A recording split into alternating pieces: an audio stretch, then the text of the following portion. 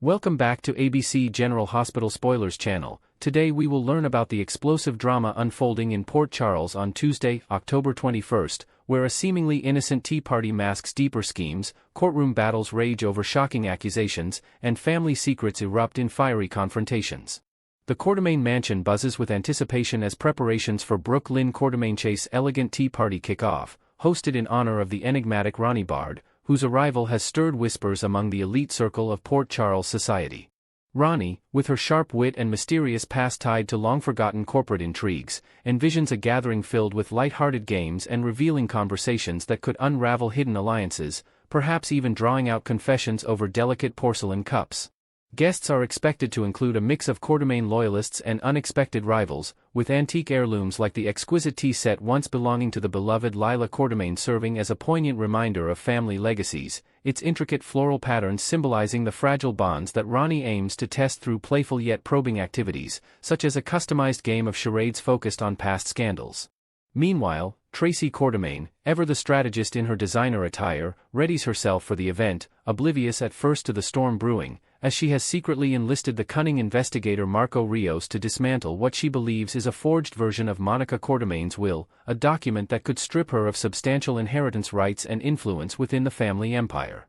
Tracy's confidence in Marco stems from his reputation for exposing financial deceptions in high-stakes estates, though he cautioned her that such legal battles often drag on for years, involving endless depositions and expert testimonies that drain resources and patience alike.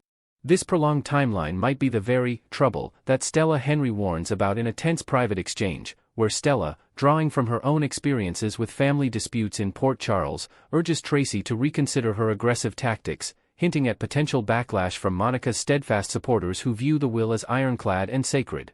Stella's insight, honed from years of mediating neighborhood and familial conflicts, suggests that Tracy's probe could ignite a broader feud, possibly alienating key allies like Brooke Lynn and escalating into public scandals that tarnish the Quartermaine name further.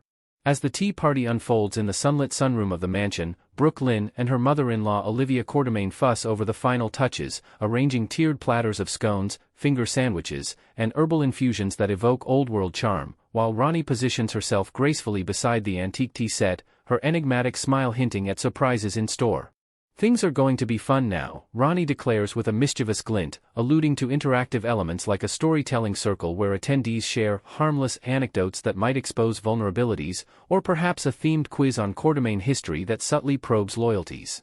The invitation list extends beyond the women present, promising arrivals from both genders, including potential gatecrashers like Ned Quartermaine or even Valentine Cassadine, whose presence could inject unexpected tension into the festivities.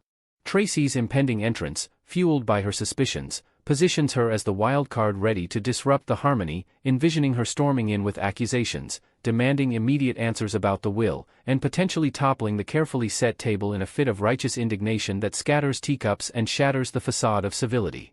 This clash could evolve into a multi-layered confrontation, where Ronnie's charm clashes with Tracy's blunt force, revealing fractures in the family's unity and setting the stage for alliances to shift dramatically in the episodes ahead. Shifting scenes to the solemn halls of the Port Charles courthouse, the air thickens with legal drama as Willow Tate faces arraignment on charges of attempted murder against Drew Cain, an accusation that has rocked the community and strained personal ties to their breaking point. Willow, composed yet visibly shaken in a simple navy suit, stands at the defendant's podium, her mind racing through the nightmare of how evidence, a gun mysteriously planted in her room at Elizabeth Baldwin's home, has pinned the crime on her, despite her innocence and the real culprit's shadowy maneuvers. Drew, seated just behind her in the gallery, his face etched with disbelief and lingering pain from the shooting, leans forward and whispers urgently, "How in the hell can something like this happen?" his voice cracking with the weight of betrayal and confusion, as he grapples with the irony that the woman he once protected now sits accused because of planted forensics that point away from the true perpetrator, his brother Michael Corinthos. Drew's determination to clear Willow intensifies, fueled by his military background and insider knowledge of cover-ups, vowing to unearth ballistic reports and witness statements that could redirect suspicion, though the prosecution's narrative paints Willow as a desperate figure driven by jealousy over Drew's budding connections. The judge's gavel looms over the question of bail, with whispers suggesting Willow might be remanded pending trial due to the severity of the charges and flight risk concerns, leaving her family, Sasha Gilmore and others, in a frantic scramble to post bond or appeal, amplifying the emotional toll as mother and daughter bonds are tested in this crucible of justice. In the same crowded courtroom, Nina Reeves endures her own arraignment turmoil, her elegant poise cracking under the pressure of crumbling alibis and mounting evidence that threatens her freedom and legacy at Crimson magazine. Accompanied by her attorney Nathan West, who stands resolute in his tailored suit, Nina faces the dilemma of accepting a plea deal that requires her to retract the alibi she shared with Willow, a timeline supposedly verified by video footage she insists was manipulated through sophisticated deepfake technology, a claim rooted in her own experiences with media scandals and forged images in the publishing world. Nathan, drawing from his prosecutorial past and ethical compass, reiterates his stern advice, echoing Marco Rios's earlier warnings that rejecting the deal could lead to lengthy prison sentences for both women, emphasizing the risks of perjury charges and the unlikelihood of swaying a jury with conspiracy theories about digital tampering. This plea represents a bitter pill for Nina, who built her alibi around being with her daughter during the incident, a maternal instinct now weaponized against her, potentially forcing her to admit partial fault in exchange for leniency and preserving her role as a mother figure. The stakes heighten as Nina weighs the personal cost, losing custody battles or professional credibility, against the alternative of a full trial that could drag on, exposing more of her checkered history with the Corinthos family and inviting vengeful testimonies from foes like Ava Jerome. Will Nina's fierce independence yield to pragmatism, safeguarding Willow's future at the expense of her pride, or will she double down, gambling everything on proving the footage's falsity through forensic experts and hacker testimonies? On the sprawling grounds of the Quartermaine estate, away from the Tea Party's frills, a more somber conversation brews between brothers Dante Falconeri and Michael Corinthos, where trust hangs by a thread amid revelations of deception and moral crossroads. Dante, having removed his police badge and placed it deliberately on a weathered wooden table like a symbol of suspended authority, addresses Michael not as an officer of the law but as kin bound by blood and shared hardships from their turbulent upbringings in Port Charles. Speaking from the heart, Dante confronts Michael about the mounting evidence suggesting he framed Willow by planting the gun and possibly pulling the trigger on Drew, motivated perhaps by possessive fears over Willow's shifting loyalties or unresolved grudges from past corporate rivalries at ELQ. Michael's expression darkens, a storm of defensiveness brewing as Dante delivers the crucial legal counsel. He must come forward voluntarily, confess to the authorities, and seek a deal before the net closes tighter with forensic links and eyewitness tips. This advice stems from Dante's frontline experience with cover-ups that spiral into greater crimes, warning Michael that silence could implicate not just him but innocents like Willow, and fracture the Falconeri-Corinthos alliance irreparably. As the conversation intensifies under the shade of ancient oaks, Michael's internal conflict, balancing his protective instincts toward his family with the fear of imprisonment, could lead to a pivotal decision, perhaps a midnight confession or a desperate bid to destroy remaining evidence, altering the trajectory of multiple lives intertwined in this web of betrayal. Finally, in the cozy yet tense confines of Carly Spencer's kitchen, the air crackles with maternal fury as she corners Jack Brennan over a bombshell revelation about her daughter Jocelyn Jack's covert life. Fresh from a heart-to-heart with Jocelyn, where Carly probed gently yet persistently for confirmation of Jason Morgan's disclosure, that Jocelyn had been recruited by the World Security Bureau under Brennan's oversight for high-risk operations involving international espionage, Carly now unleashes her pent-up outrage, her hands gripping the countertop as she demands, "How could you keep me in the dark about my daughter?" This confrontation unwittingly exposes the leak, as Carly's raw emotion reveals that either Jason, with his unyielding loyalty to the WSB's code, or Jocelyn, torn between duty and family, must have breached protocol to alert her. Brennan, caught off guard in his casual attire, navigates the minefield carefully, his spy-honed instincts assessing the damage while justifying the secrecy as essential to Jocelyn's safety amid threats from global syndicates that once ensnared him. The exchange delves deeper into Carly's fears, recalling her own history of losing loved ones to dangerous worlds like the mob, and her insistence that Jocelyn's skills, honed in self-defense and quick thinking from past ordeals, don't justify the peril without parental oversight.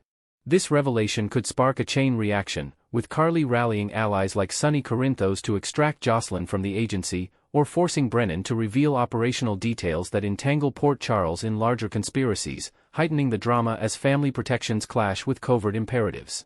Next, we will learn about the surprising contract shift for Kai Taylor that has fans buzzing across Port Charles and beyond. In a twist that caught many longtime viewers off guard, the closing credits from the Friday, October 17 episode of General Hospital revealed that Jens Austin Astrup, the talented actor behind the enigmatic Kai Taylor, has transitioned out of his full-time contract with the iconic daytime drama.